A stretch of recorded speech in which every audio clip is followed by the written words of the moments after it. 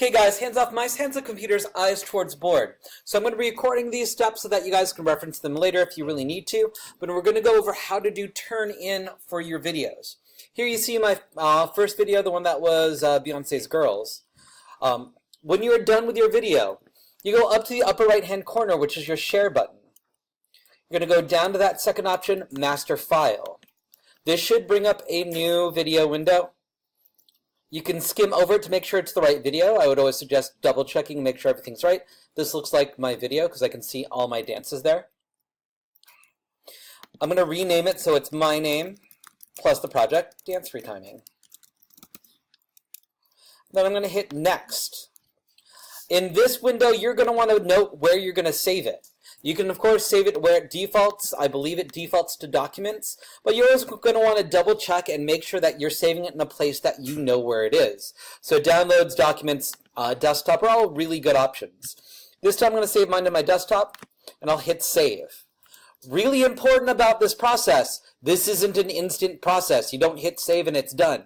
Up here in the upper left-hand corner, you see I've got a little white circle, and that's telling me how far along my sharing is.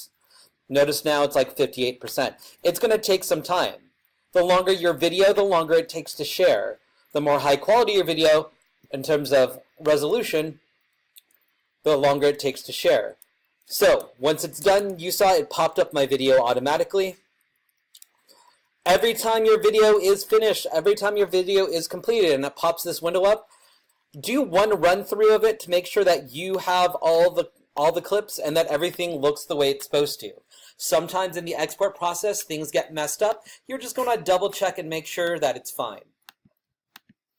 So you'll go through and play your song. Make sure everything's timed. I have it muted right now because I don't want it to record on my YouTube. We'll talk about copyright later. And then you'll take it over to Google Classroom. In Google Classroom, you can follow these steps. You'll go to Classwork, click on the assignment, view assignment, then add file, select file from computer, and you should be able to load your computer from there. Remember, it's going to take maybe 2, maybe 3 minutes to export, so don't expect it to be done instantly. Give it some time. Make sure that you see that little circle is completed before you try to move on to the next step. Questions, guys?